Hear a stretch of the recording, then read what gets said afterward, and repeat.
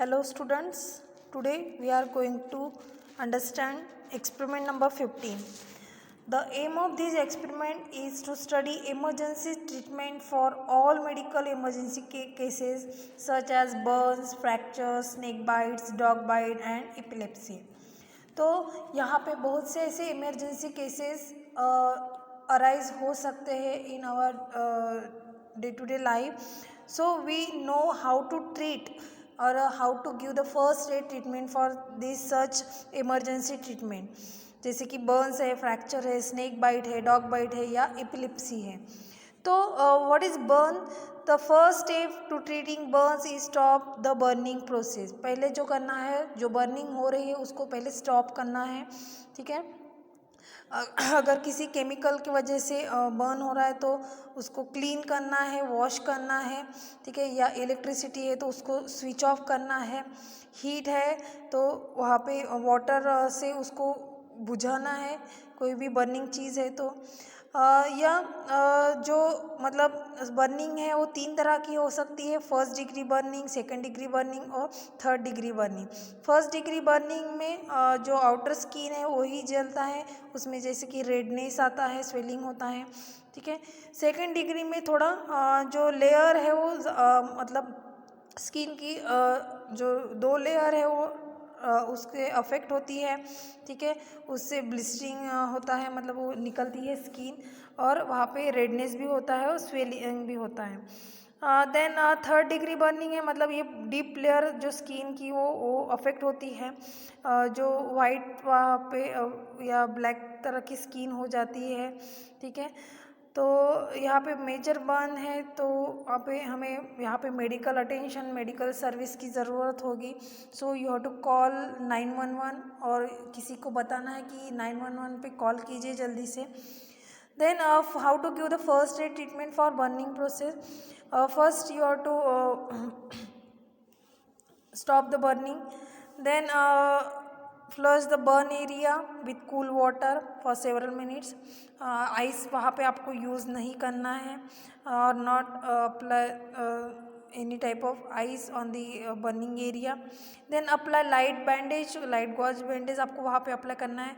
और take the ibuprofen and acetaminophen to relieve the pain if necessary. और जो blister है, मतलब जो स्किन निकलती है, उसको आपको ब्रेक नहीं करना है अगर फॉर्म होती है तो.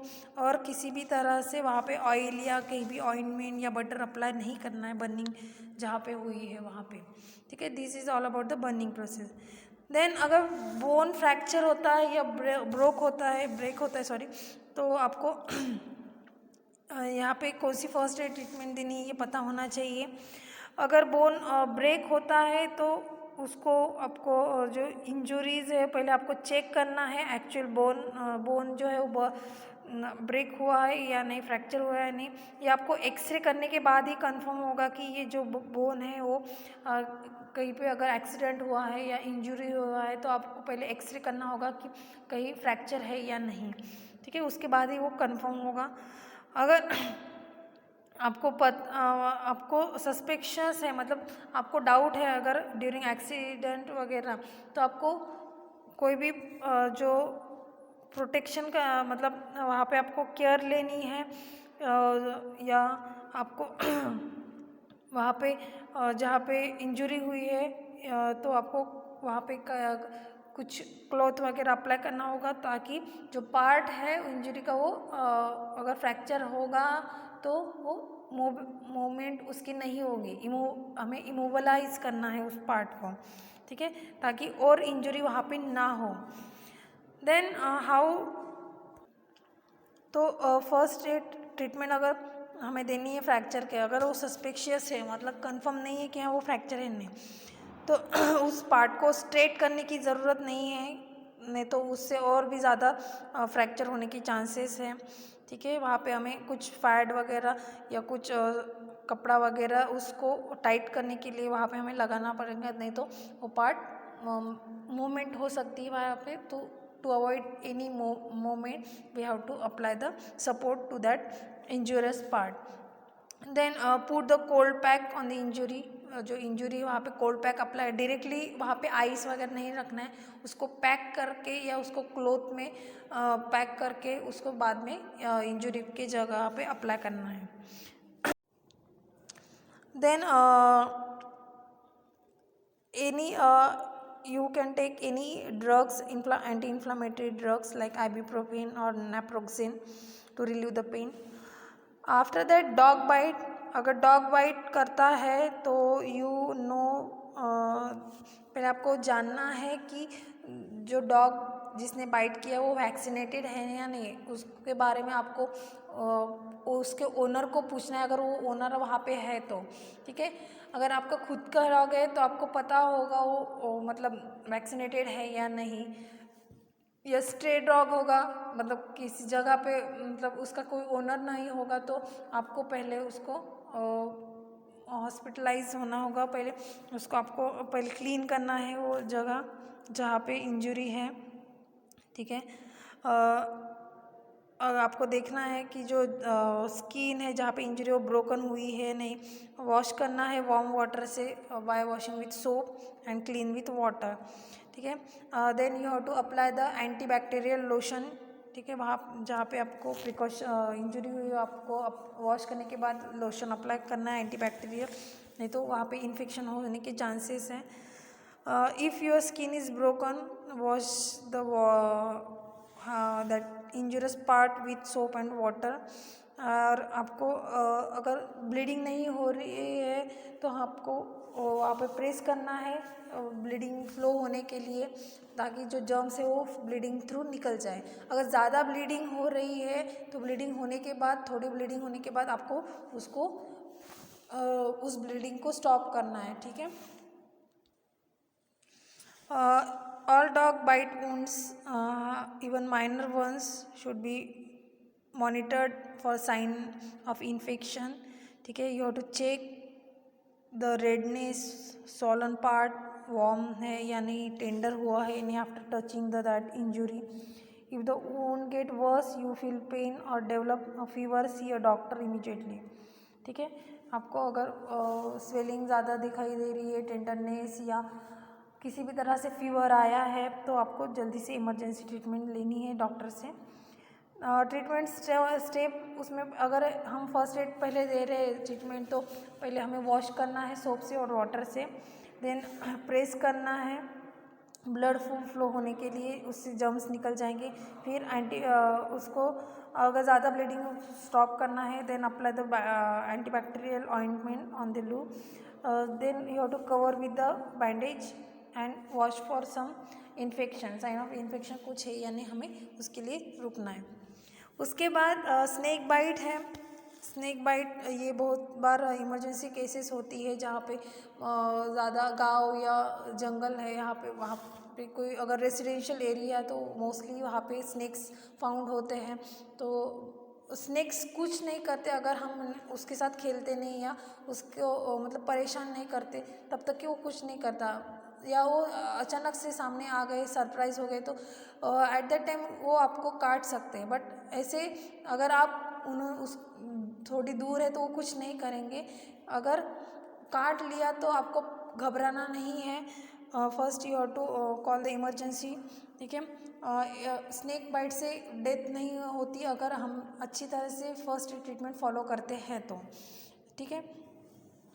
फर्स्ट एड ट्रीटमेंट में अगर हमें पता है कि स्नेक ने काटा है तो हमें वहाँ पे उसके साइंस दिखाई देते हैं कि कहाँ पे बाइट किया है, ठीक है।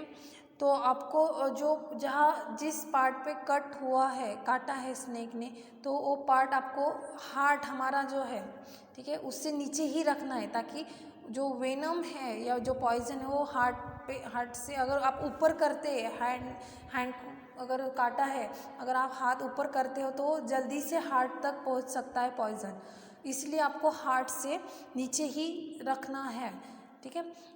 पैर को अगर काटा है तो कुछ बात नहीं, वो तो नीचे ही रहते हैं, ठीक है। अगर हाथ को काटा है तो आपको हाथ नीचे रखना है, और चक्कर वगैरह आ रहे हैं तो आपको पैर ऊपर करना है नीचे लेट के, ठीक है। इससे क्या होगा, ब्लड फ्लो पैर पे मतलब कॉन्शियस रहेगा पेशेंट, बट हाथ नीचे ही रखना है जहाँ पे कट किया है, ठीक है। Then don't panic and don't move. अगर जितना ज़्यादा मूवमेंट होगी उतने हार्ट तक पॉइजन जा सकता है। हमें स्नेक हमें देखना है कि कहाँ पे कट किया है, जहाँ पे स्नेक ने कट किया है, और स्नेक से दूर जाना है, नहीं तो फिर से वो काट सकता है। अप्लाई प्रेशर अप्लाई करना है हमें वहाँ पे जहाँ पे कट किया स्नेक ने काटा है। बैंडेज अप्लाई करना है।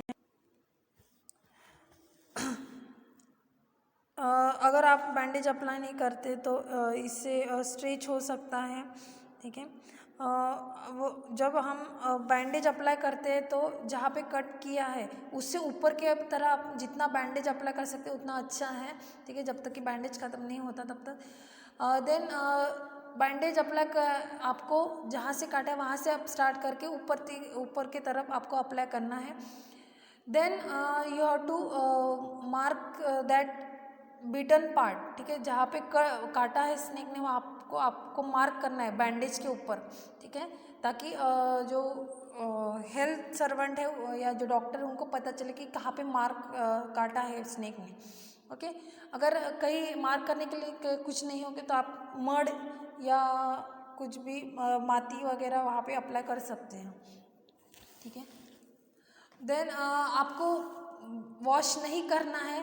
अगर वॉश करते हैं तो वेनम भी वॉश हो जाएगा, मतलब पॉइजन वॉश हो जाएगा। इससे डॉक्टर आइडेंटिफाई नहीं कर सकते कि किस टाइप का पॉइजन बॉडी में गया है, तो आपको स्टोर मतलब वॉश करना नहीं है। तो देन नेक्स्ट है द एपिलेप्सी। एपिलेप्सी मतलब मिर्गी, सबको पता है मिर्गी का दौरा आता है, तो जो मतलब ये मिर्गी इस वजह से होती है, उसको सीजर भी कहा जाता है या एपिलेप्सी भी कहा जाता है। मतलब ये जब ब्रेन है उसका जो फंक्शन है, नॉर्मल फंक्शन है, वो डिस्टर्ब हो जाता है, जो इम्पल्स है पूरी तरह से ठीक से नहीं आते, ठीक है। तो जो बैलेंस है या ब्रेन का फंक्शन है वो एबनॉर्मल हो जाता है। तो पर्सन को आपको काम करना है, शांत बिठाना है, पर्सन को शांत रहने के लिए बोलना है, ठीक है। चेक करना है, जब तक कि पेशेंट शांत नहीं होता उसको समझाना है, उसके पास रहना है। ये मिर्गी का जो एपिलेप्सी का जो अटैक है वो थोड़ी देर के लिए भी रहता है। अगर ज़्यादा पैनिक होता है तो आपको उसको इमरजेंसी कंडीशन मतलब आपको 911 पे कॉल करके आपको हॉस्पिटलाइज करना है, ठीक है। पहले उस पेशेंट को आपको शांत बिठाना है, मतलब वो ऑटोमेटिकली जो फंक्शन है वो पता ही नहीं चलता पेशेंट को क्या कर रहा है, एबनॉर्मल फंक्शन हो जाता है। इसमें पेशेंट कभी कभार कॉन्शियस रहता है, कभी कभी अगर ज़्यादा अटैक आता है तो अनकॉन्शियस हो जाता है। इसकी वजह से इंजरी भी हो सकती है पेशेंट को, तो हमें उसको काम करना है और इंजरी से उसको बचाना है। देन जो पेशेंट है उसको हमें शांत बिठाना है, ठीक है, और उसको प्रोटेक्ट करना है, रिकवर करना है, उसको अश्योर करना है कि आप ठीक हो, आपको कुछ नहीं हुआ है। इससे हम पेशेंट को इंजरी होने से भी बचा सकते हैं। So I think you have understand all the emergency medical treatment for the emergency cases. Thank you.